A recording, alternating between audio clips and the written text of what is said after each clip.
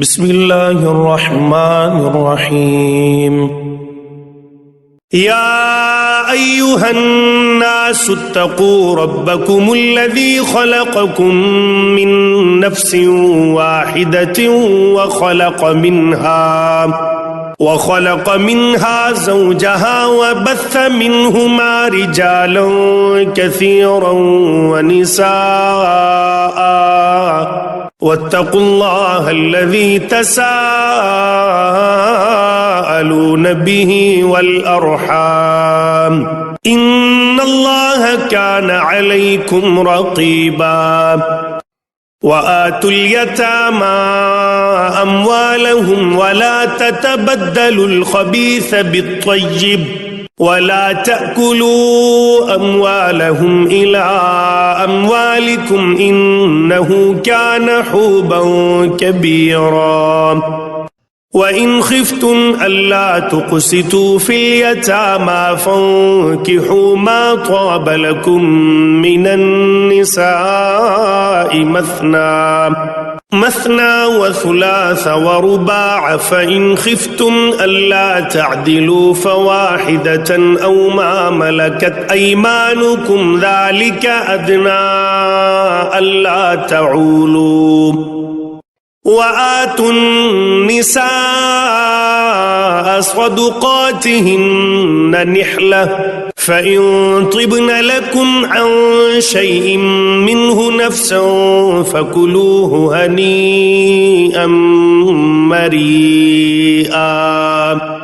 वला तु'तुस्सुफ़हाअ अम्वालकुमुल्लती जअलल्लाहु लकुम क़ियामन वरज़ुक़ूहुम फ़ीहा वक्सूहुम वक़ूलू लहुम क़ौलन मअरूफ़ा। वब्तलुल यतामा हत्ता इज़ा बलगुन निकाह फ़इन आनस्तुम मिन्हुम रुश्दन फ़दफ़अू इलैहिम अम्वालहुम वला तअकुलूहा इस्राफ़न व बिदारन अन यकबरू। वमन कान गनिय्यन फ़ल्यस्तअफ़िफ़ वमन कान फ़क़ीरन फ़ल्यअकुल बिलमअरूफ़। फ़इज़ा दफ़अतुम इलैहिम अम्वालहुम फ़अशहिदू अलैहिम वकफ़ा बिल्लाहि हसीबा। लिर्रिजालि नसीबुम मिम्मा तरकल वालिदान वल अक़रबून वलिन्निसाइ नसीबुम मिम्मा तरकल वालिदान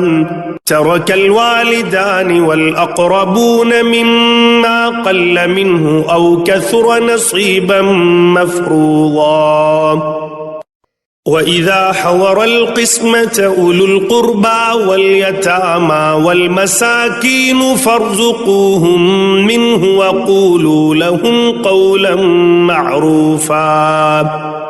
वलयख़शल्लज़ीन लौ तरकू मिन ख़ल्फ़िहिम ज़ुर्रिय्यतन ज़िआफ़न ख़ाफ़ू अलैहिम फ़ल्यत्तक़ुल्लाह वलयक़ूलू क़ौलन सदीदा। इन्नल्लज़ीन यअकुलून अम्वालल यतामा ज़ुल्मन इन्नमा यअकुलून फ़ी बुतूनिहिम नारा वसयस्लौन सईरा। यूसीकुमुल्लाहु फ़ी औलादिकुम लिज़्ज़करि मिस्लु हज़्ज़िल उन्सयैन फ़इन कुन्न निसाअन फ़ौक़ इस्नतैन फ़लहुन्न सुलुसा मा तरक वइन कानत वाहिदतन फ़लहा निस्फ़ु वलिअबवैहि लिकुल्लि वाहिदिन मिन्हुमा अस्सुदुसु मिम्मा तरक इन कान लहु वलद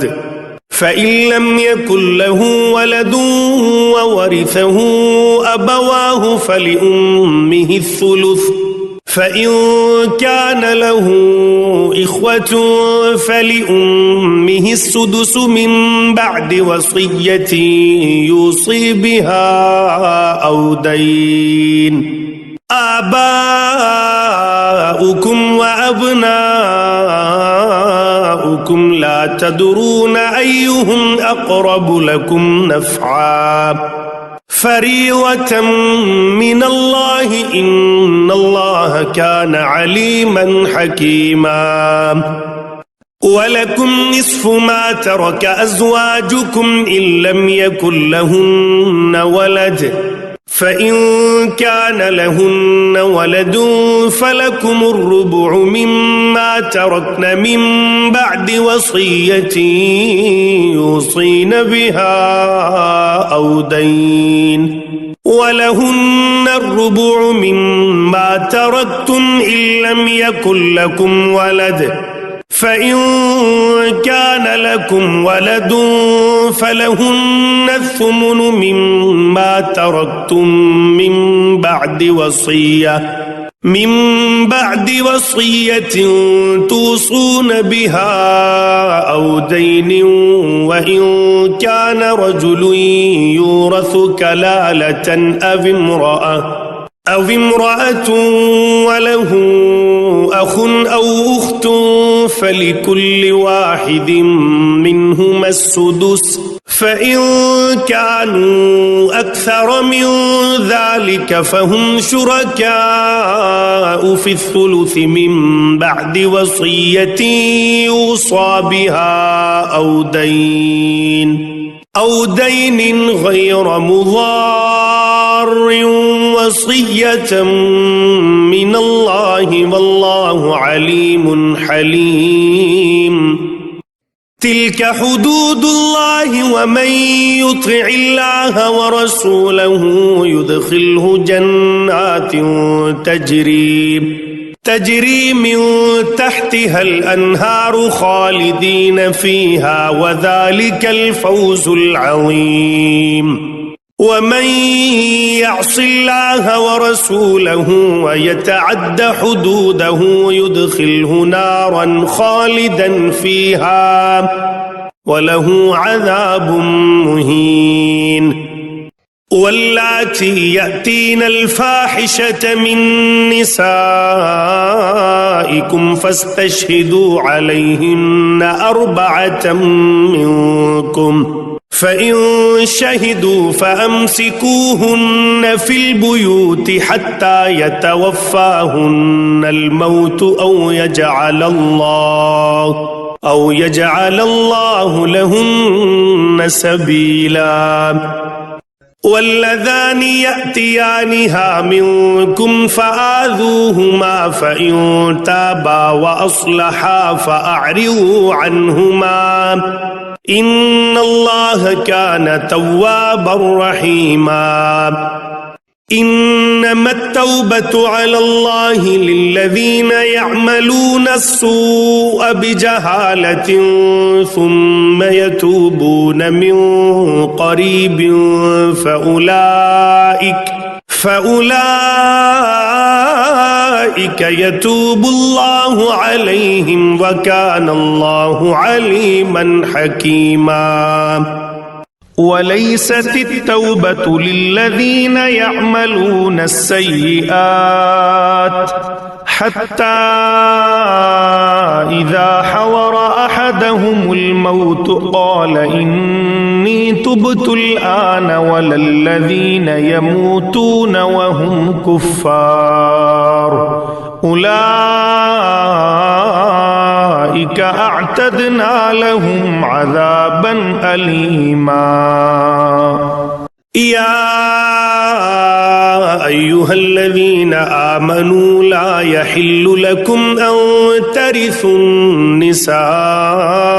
كرها ولا تعضلوهن لتذهبوا ببعض ما آتيتموهن إلا أن يأتين بفاحشة مبينة وعاشروهن بالمعروف فإن كرهتموهن فعسى أن تكرهوا شيئا ويجعل الله فيه خيرا كثيرا. وإن أردتم استبدال زوج مكان زوج وآتيتم إحداهن قنطارا فلا تأخذوا منه شيئا أتأخذونه بهتانا وإثما مبينا وكيف تأخذونه وقد أفضى بعضكم إلى بعض وأخذن منكم ميثاقا غليظا ولا تنكحوا ما نكح آباؤكم من النساء إلا ما قد سلف إنه كان فاحشة ومقتا وساء سبيلا. حرمت عليكم أمهاتكم وبناتكم وأخواتكم وعماتكم وخالاتكم وبنات الأخ وبنات الأخت وأمهاتكم اللاتي أرضعنكم وأخواتكم من الرضاعة وأمهات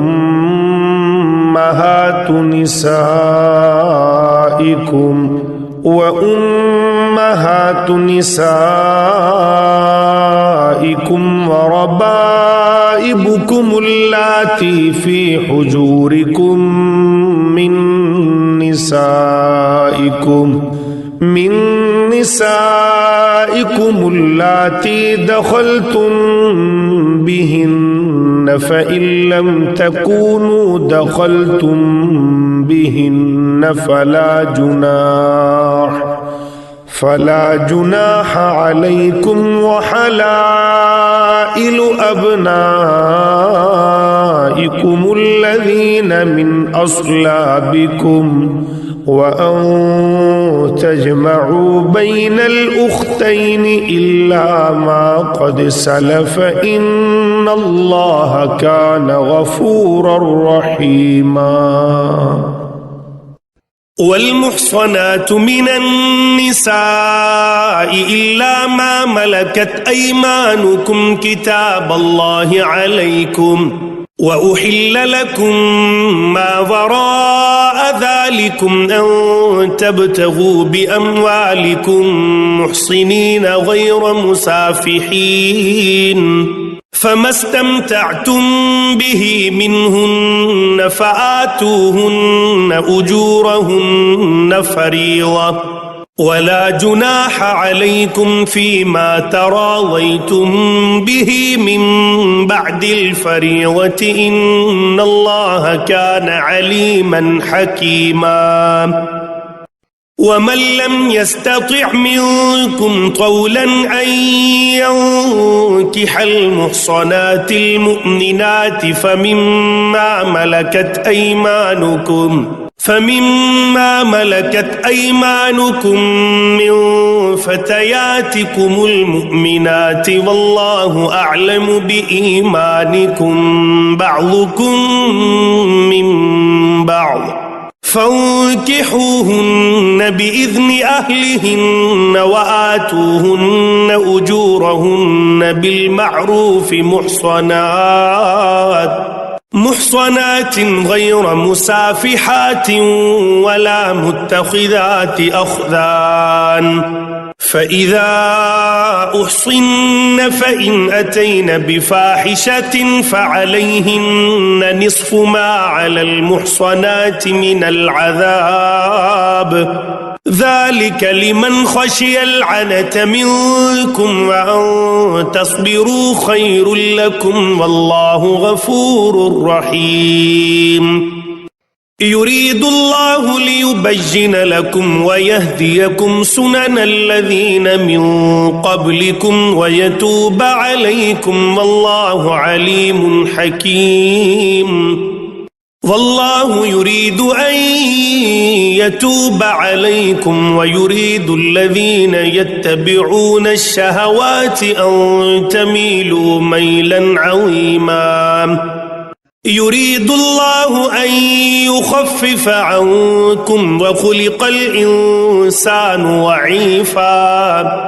يا أيها الذين آمنوا لا تأكلوا أموالكم بينكم بالباطل إلا أن تكون تجارة عن تراض منكم ولا تقتلوا أنفسكم إن الله كان بكم رحيما ومن يفعل ذلك عدوانا وظلما فسوف نصليه نارا وكان ذلك على الله يسيرا إن تجتنبوا كبائر ما تنهون عنه نكفر عنكم سيئاتكم وندخلكم مدخلا كريما ولا تتمنوا ما فضل الله به بعضكم على بعض للرجال نصيب مما اكتسبوا وللنساء نصيب مما اكتسبن واسألوا الله من فضله إن الله كان بكل شيء عليما ولكل جعلنا موالي مما ترك الوالدان والأقربون والذين عقدت أيمانكم فآتوهم نصيبهم إن الله كان على كل شيء شهيدا الرجال قوامون على النساء بما فضل الله بعضهم على بعض وبما أنفقوا من أموالهم فالصالحات قانتات حافظات للغيب بما حفظ الله واللاتي تخافون نشوزهن فعظوهن واهجروهن في المضاجع واضربوهن فإن أطعنكم فلا تبغوا عليهن سبيلا إن الله كان عليا كبيرا وإن خفتم شقاق بينهما فابعثوا حكما من أهله وحكما من أهلها إن يريدا إصلاحا يوفق الله بينهما إن الله كان عليما خبيرا واعبدوا الله ولا تشركوا به شيئا وبالوالدين إحسانا وبذي القربى واليتامى والمساكين والجار ذي القربى والجار الجنب والصاحب بالجنب وابن السبيل وما ملكت أيمانكم إن الله لا يحب من كان مختالا فخورا الذين يبخلون ويأمرون الناس بالبخل ويكتمون ما آتاهم الله من فضله وأعتدنا للكافرين عذابا مهينا والذين ينفقون أموالهم رئاء الناس ولا يؤمنون بالله ولا باليوم الآخر ومن يكن الشيطان له قرينا فساء قرينا وماذا عليهم لو آمنوا بالله واليوم الآخر وأنفقوا مما رزقهم الله وكان الله بهم عليما إن الله لا يظلم مثقال ذرة وإن تك حسنة يضاعفها ويؤت من لدنه أجرا عظيما فكيف إذا جئنا من كل أمة بشهيد وجئنا بك على هؤلاء شهيدا يومئذ يود الذين كفروا وعصوا الرسول لو تسوى بهم الأرض ولا يكتمون الله حديثا يا أيها الذين آمنوا لا تقربوا الصلاة وأنتم سكارى حتى تعلموا ما تقولون ولا جنبا إلا عابري سبيل حتى تغتسلوا وإن كنتم مرضى أو على سفر أو جاء أحد منكم من الغائط أو لامستم النساء فلم تجدوا ماء فتيمموا صعيدا طيبا فامسحوا بوجوهكم وأيديكم إن الله كان عفوا غفورا ألم تر إلى الذين أوتوا نصيبا من الكتاب يشترون الضلالة ويريدون أن تضلوا السبيل والله أعلم بأعدائكم وكفى بالله وليا وكفى بالله نصيرا من الذين هادوا يحرفون الكلم عن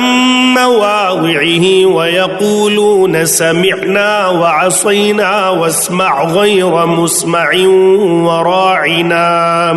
وراعنا ليا بألسنتهم وطعنا في الدين ولو أنهم قالوا سمعنا وأطعنا واسمع وانظرنا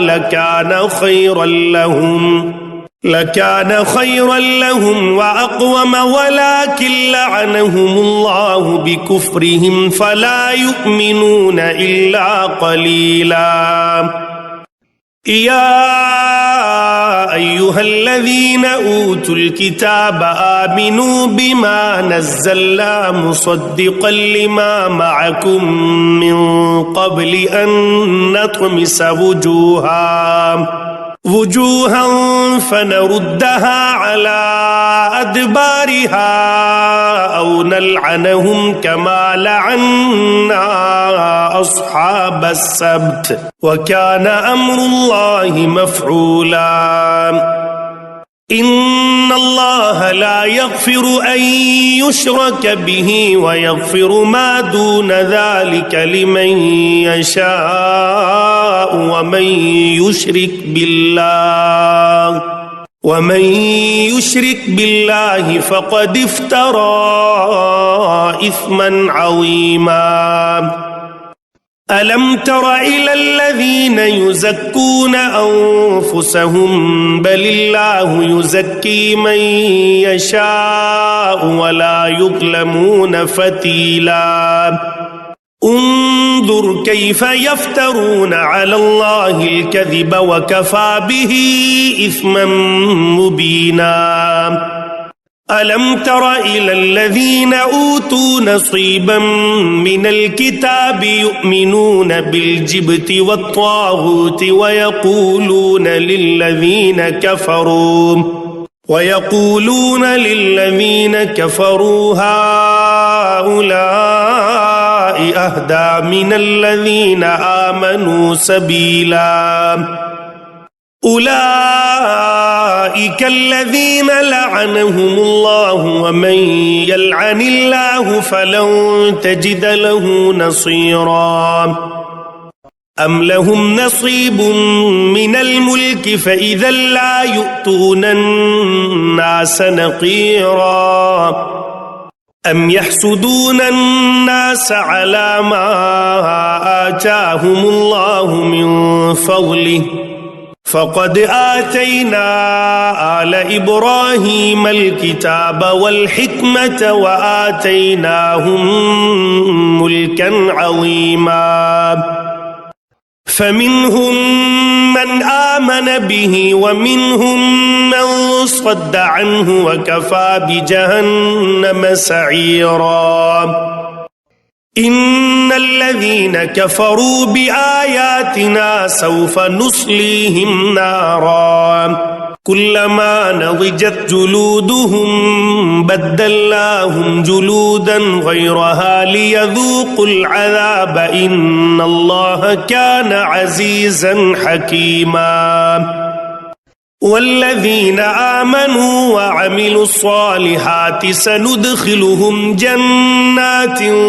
تجري من تحتها الأنهار خالدين فيها أبدا لهم فيها أزواج مطهرة وندخلهم ظلا ظليلا إن الله يأمركم أن تؤدوا الأمانات إلى أهلها وإذا حكمتم بين الناس أن تحكموا بالعدل إن الله نعم ما يعظكم به إن الله كان سميعا بصيرا يا أيها الذين آمنوا أطيعوا الله وأطيعوا الرسول وأولي الأمر منكم فإن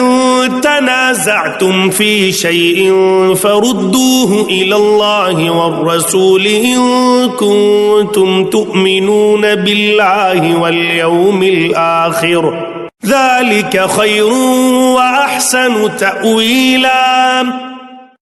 ألم تر إلى الذين يزعمون أنهم آمنوا بما أنزل إليك وما أنزل من قبلك يريدون أن يتحاكموا إلى الطاغوت وقد أمروا أن يكفروا به ويريد الشيطان أن يضلهم ضلالا بعيدا وإذا قيل لهم تعالوا إلى ما أنزل الله وإلى الرسول رأيت المنافقين يصدون عنك صدودا فكيف إذا أصابتهم مصيبة بما قدمت أيديهم ثم جاءوك يحلفون بالله إن أردنا إلا إحسانا وتوفيقا أولئك الذين يعلم الله ما في قلوبهم فأعرض عنهم وعظهم وقل لهم في أنفسهم قولا بليغا وما أرسلنا من رسول إلا ليطاع بإذن الله ولو أنهم إذ ظلموا أنفسهم جاءوك فاستغفروا الله واستغفر لهم الرسول لوجدوا الله توابا رحيما فلا وربك لا يؤمنون حتى يحكموك فيما شجر بينهم ثم لا يجدوا في أنفسهم حرجا مما ما قضيت ويسلموا تسليما ولو أنا كتبنا عليهم أن اقتلوا أنفسكم أو اخرجوا من دياركم ما فعلوه إلا قليل منهم ولو أنهم فعلوا ما يوعظون به لكان خيرا لهم وأشد تثبيتا وإذا لآتيناهم من لدنا أجرا عظيما ولهديناهم صراطا مستقيما ومن يطع الله والرسول فأولئك مع الذين أنعم الله عليهم من النبيين والصديقين والشهداء والصالحين وحسن أولئك رفيقا ذلك الفضل من الله وكفى بالله عليما يا أيها الذين آمنوا خذوا حذركم فانفروا ثبات أو انفروا جميعا وإن منكم لمن ليبطئن فإن أصابتكم مصيبة قال قد أنعم الله علي إذ لم أكن معهم شهيدا ولئن أصابكم فضل من الله ليقولن كأن لم تكن بينكم وبينه مودة يا ليتني كنت معهم فأفوز فوزا عظيما فليقاتل في سبيل الله الذين يشرون الحياة الدنيا بالآخرة ومن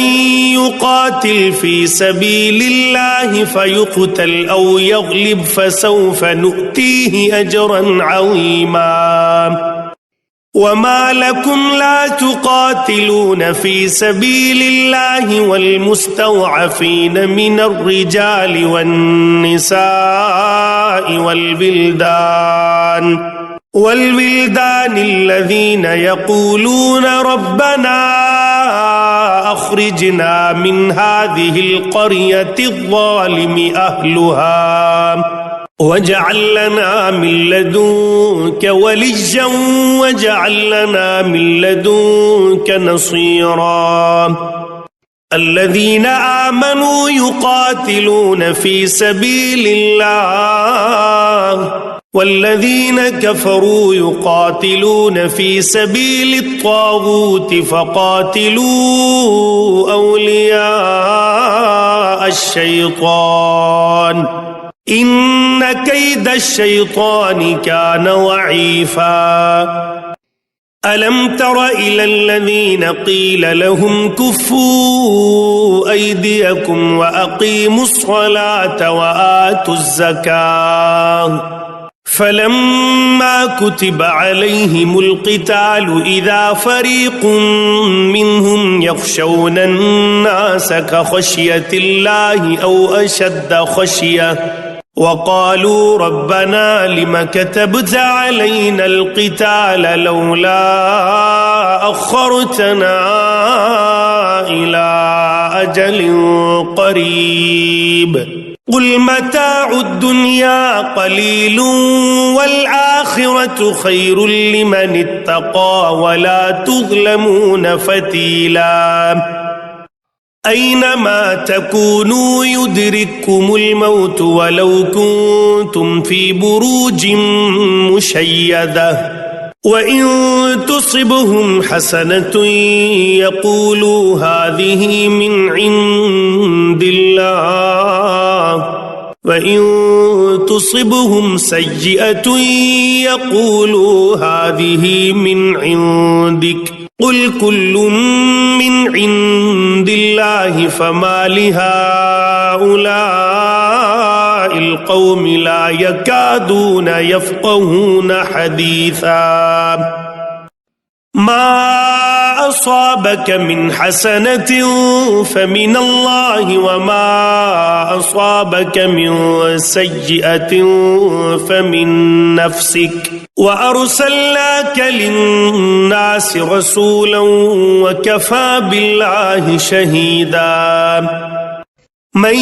يطع الرسول فقد أطاع الله ومن تولى فما أرسلناك عليهم حفيظا ويقولون طاعة فإذا برزوا من عندك بيت طائفة منهم غير الذي تقول والله يكتب ما يبيتون فأعرض عنهم وتوكل على الله وكفى بالله وكيلا أفلا يتدبرون القرآن ولو كان من عند غير الله لوجدوا فيه اختلافا كثيرا وإذا جاءهم أمر من الأمن أو الخوف أذاعوا به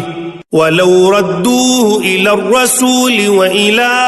أولي الأمر منهم لعلمه الذين يستنبطونه منهم ولولا فضل الله عليكم ورحمته لاتبعتم الشيطان إلا قليلا فقاتل في سبيل الله لا تكلف إلا نفسك وحرض المؤمنين عسى الله أن يكف بأس الذين كفروا والله أشد بأسا وأشد تنكيلا من يشفع شفاعة حسنة يكن له نصيب منها ومن يشفع شفاعة سيئة يكن له كفل منها وكان الله على كل شيء مقيتا وإذا حييتم بتحية فحيوا بأحسن منها أو ردوها إن الله كان على كل شيء حسيبا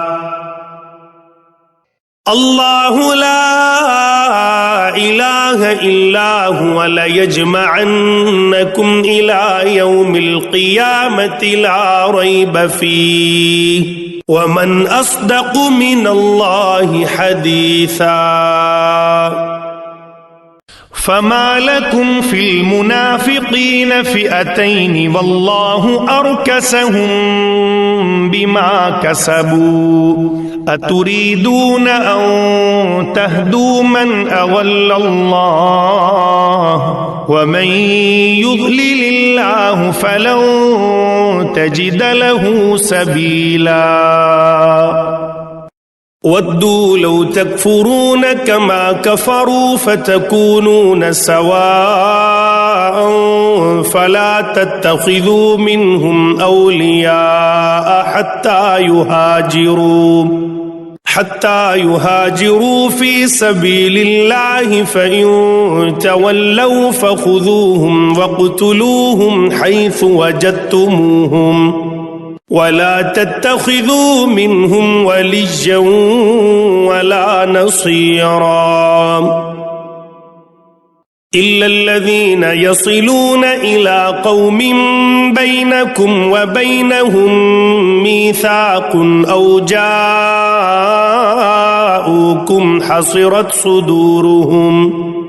حصرت صدورهم أن يقاتلوكم أو يقاتلوا قومهم ولو شاء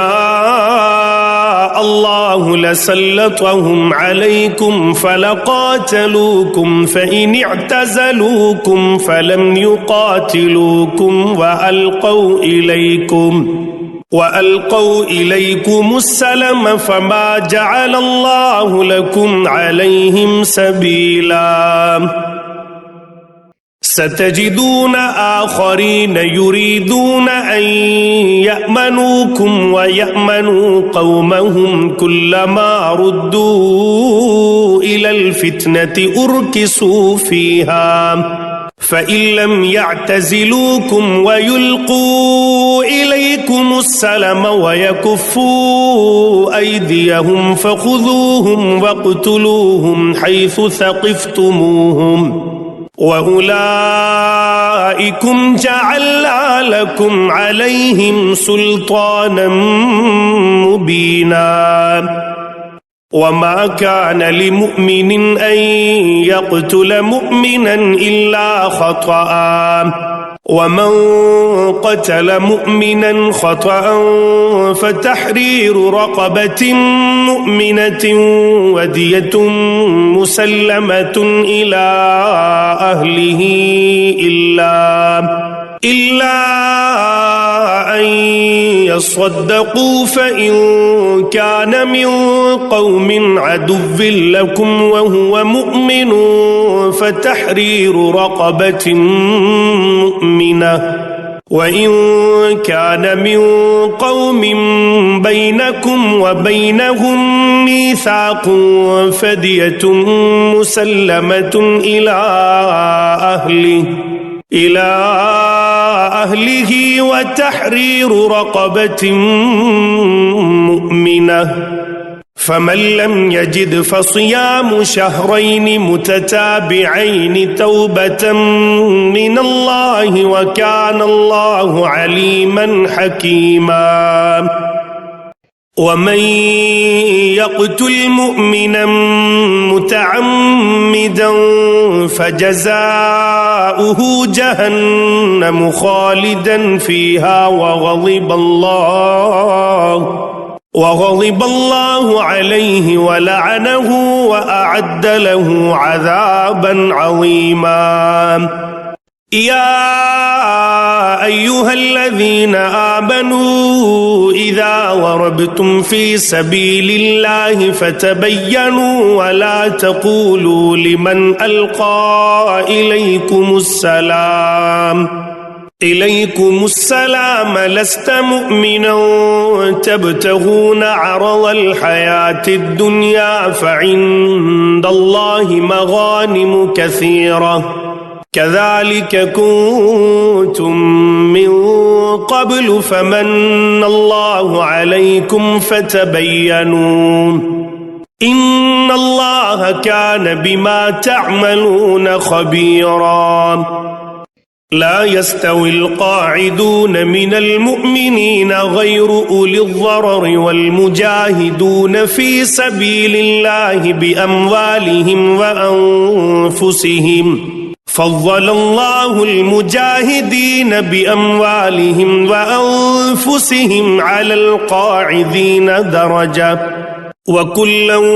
وعد الله الحسنى وفضل الله المجاهدين على القاعدين أجرا عظيما درجات منه ومغفرة ورحمة وكان الله غفورا رحيما إن الذين توفاهم الملائكة ظالمي أنفسهم قالوا فيم كنتم قالوا كنا مستضعفين في الأرض قالوا ألم تكن أرض الله واسعة فتهاجروا فيها فأولئك مأواهم جهنم وساءت مصيرا إلا المستضعفين من الرجال والنساء والولدان لا يستطيعون حيلة ولا يهتدون سبيلا فأولئك عسى الله أن يعفو عنهم وكان الله عفوا غفورا ومن يهاجر في سبيل الله يجد في الأرض مراغما كثيرا وسعة ومن يخرج من بيته مهاجرا إلى الله ورسوله ثم يدركه الموت فقد وقع أجره على الله وكان الله غفورا رحيما وإذا ضربتم في الأرض فليس عليكم جناح أن تقصروا من الصلاة إن خفتم أن يفتنكم الذين كفروا إن الكافرين كانوا لكم عدوا مبينا وإذا كنت فيهم فأقمت لهم الصلاة فلتقم طائفة منهم معك وليأخذوا أسلحتهم فإذا سجدوا فليكونوا من ورائكم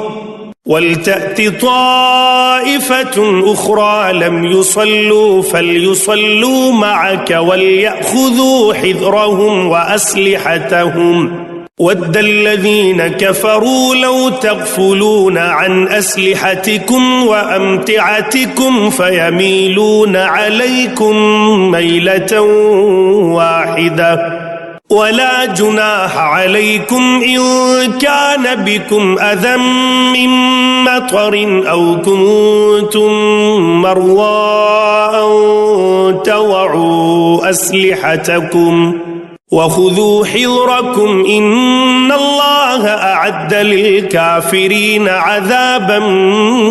مهينا فإذا قضيتم الصلاة فاذكروا الله قياما وقعودا وعلى جنوبكم فإذا اطمأننتم فأقيموا الصلاة إن الصلاة كانت على المؤمنين كتابا موقوتا ولا تهنوا في ابتغاء القوم إن تكونوا تألمون فإنهم يألمون كما تألمون وترجون من الله ما لا يرجون وكان الله عليما حكيما إنا أنزلنا إليك الكتاب بالحق لتحكم بين الناس بما أراك الله ولا تكن للخائنين خصيما واستغفر الله إن الله كان غفورا رحيما ولا تجادل عن الذين يختانون أنفسهم إن الله لا يحب من كان خوانا أثيما يستخفون من الناس ولا يستخفون من الله وهو معهم إذ يبيتون ما لا يرضى من القول وكان الله بما يعملون محيطا ها أنتم هؤلاء جادلتم عنهم في الحياة الدنيا فمن يجادل الله عنهم يوم القيامة أم من يكون عليهم وكيلا ومن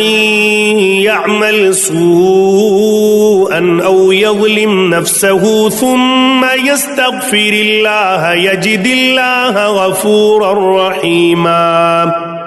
ومن يكسب إثما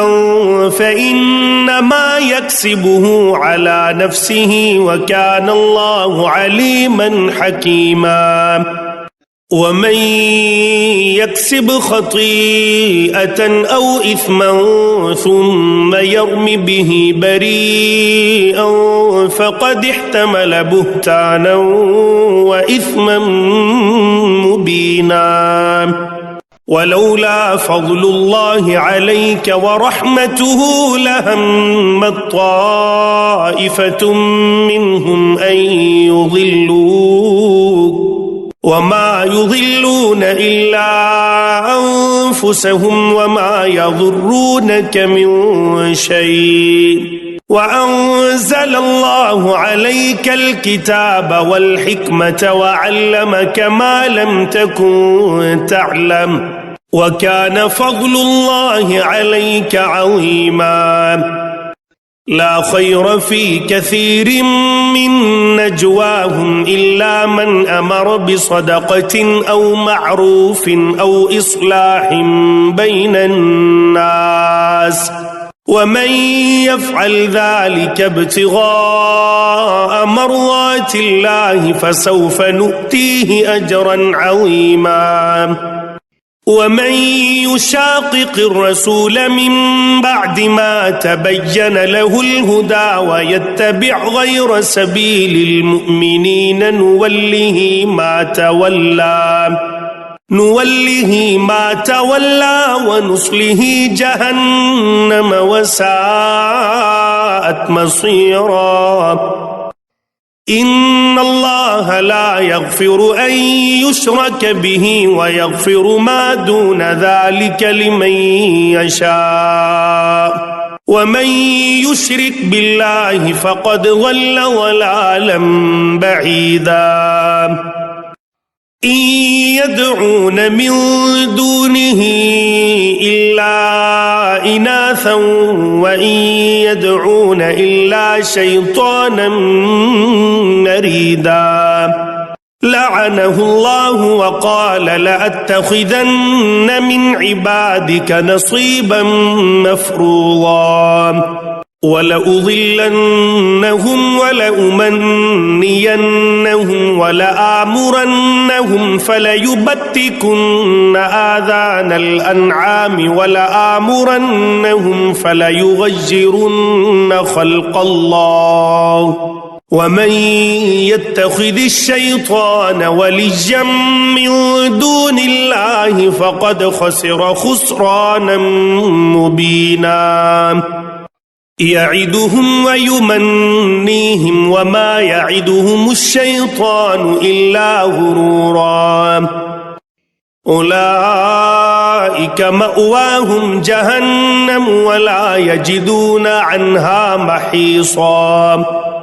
والذين آمنوا وعملوا الصالحات سندخلهم جنات تجري من تحتها الأنهار خالدين فيها أبدا وعد الله حقا ومن أصدق من الله قيلا ليس بأمانيكم ولا أماني أهل الكتاب من يعمل سوءا يجز به ولا يجد له من دون الله وليا ولا نصيرا ومن يعمل من الصالحات من ذكر أو أنثى وهو مؤمن فأولئك يدخلون الجنة ولا يظلمون نقيرا ومن أحسن دينا ممن أسلم وجهه لله وهو محسن واتبع ملة إبراهيم حنيفا واتخذ الله إبراهيم خليلا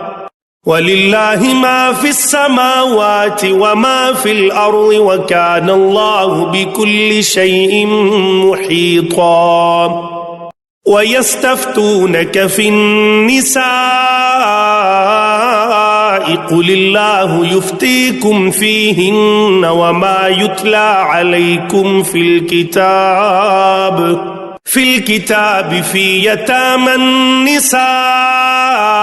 اللاتي لا تؤتونهن ما كتب لهن وترغبون أن تنكحوهن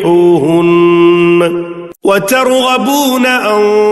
تنكحوهن والمستضعفين من الولدان وأن تقوموا لليتامى بالقسط وما تفعلوا من خير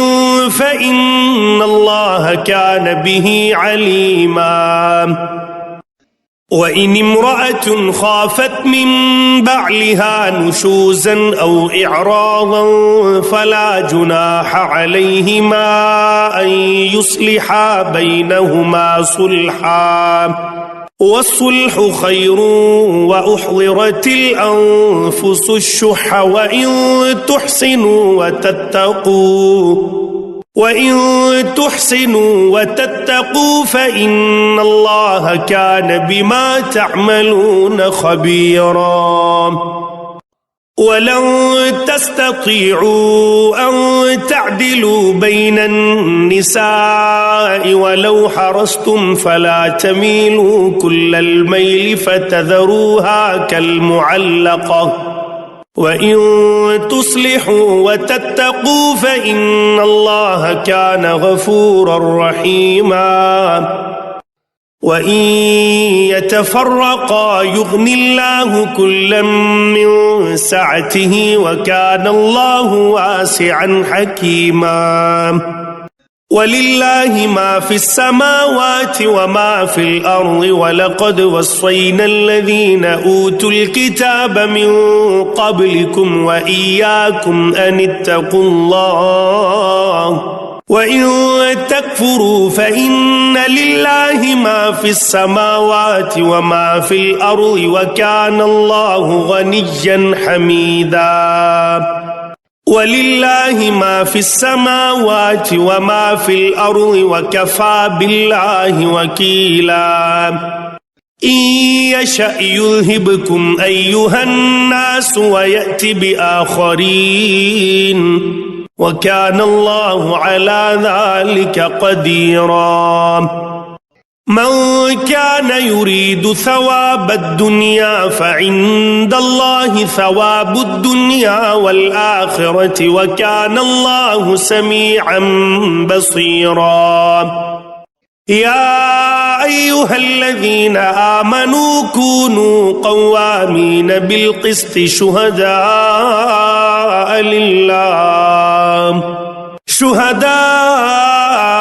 لله ولو على أنفسكم أو الوالدين والأقربين إن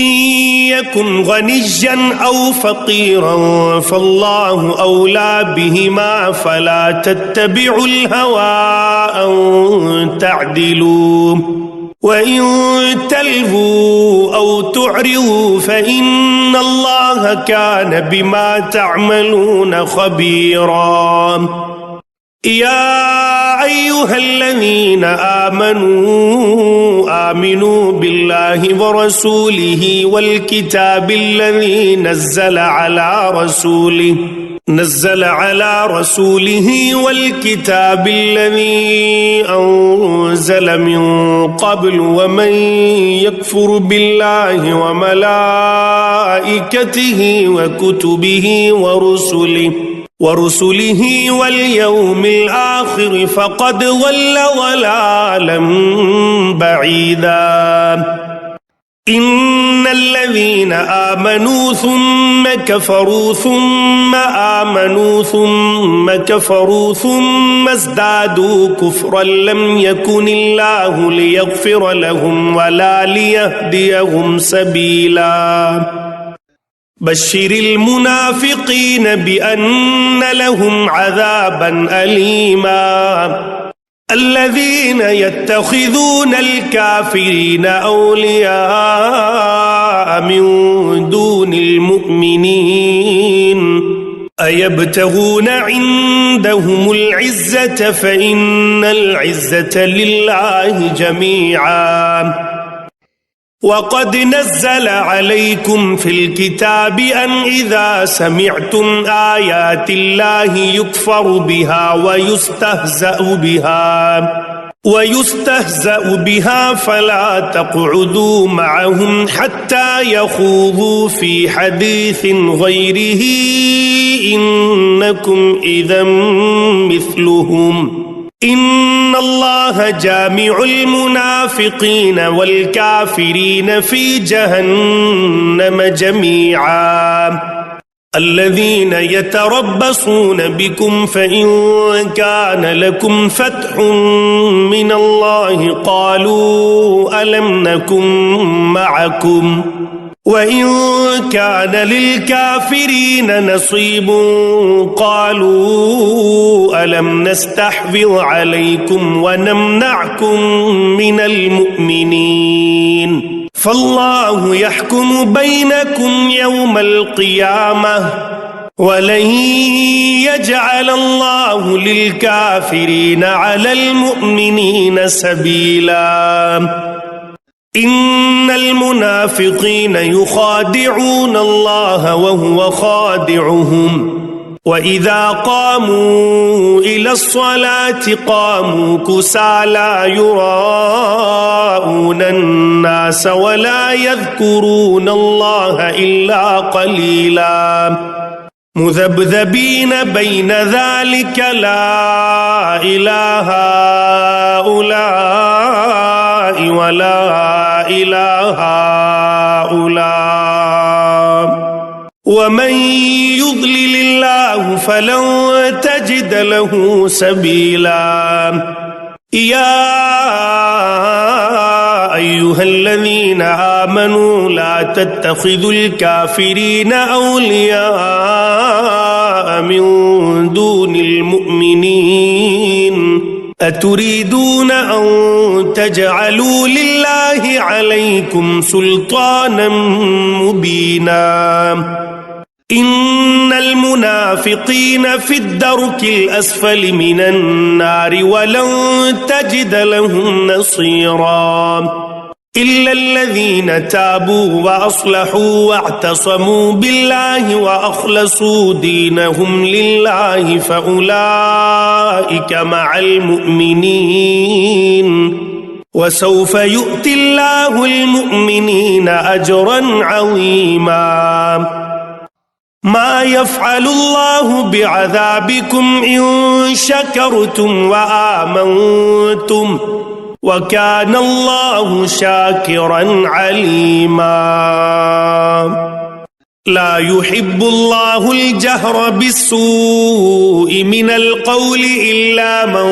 ظلم وكان الله سميعا عليما إن تبدوا خيرا أو تخفوه أو تعفوا عن سوء فإن الله كان عفوا قديرا إن الذين يكفرون بالله ورسله ويريدون أن يفرقوا بين الله ورسله ويقولون نؤمن ببعض ونكفر ببعض ويريدون أن يتخذوا بين ذلك سبيلا أولئك هم الكافرون حقا وأعتدنا للكافرين عذابا مهينا والذين آمنوا بالله ورسله ولم يفرقوا بين أحد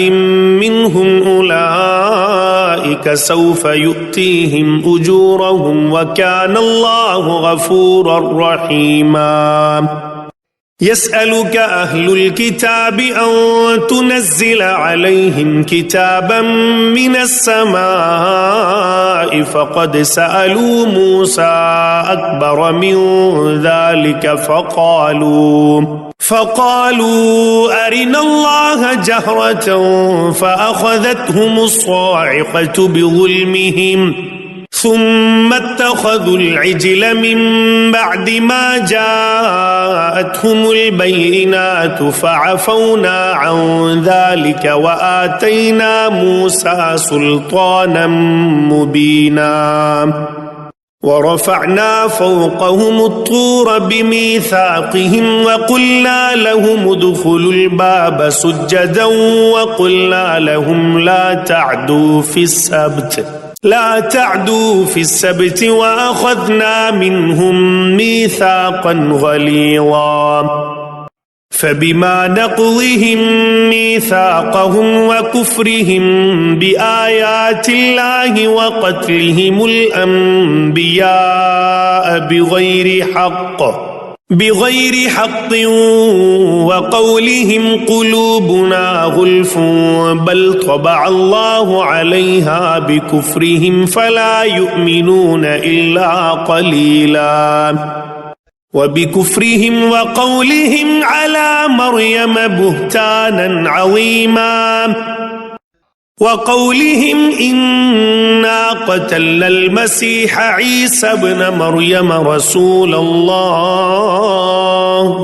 وما قتلوه وما صلبوه ولكن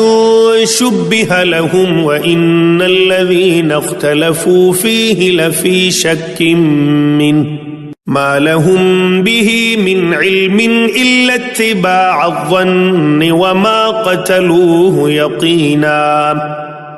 بل رفعه الله إليه وكان الله عزيزا حكيما وإن من أهل الكتاب إلا ليؤمنن به قبل موته ويوم القيامة يكون عليهم شهيدا فبظلم من الذين هادوا حرمنا عليهم طيبات أحلت لهم وبصدهم عن سبيل الله كثيرا وأخذهم الربا وقد نهوا عنه وأكلهم أموال الناس بالباطل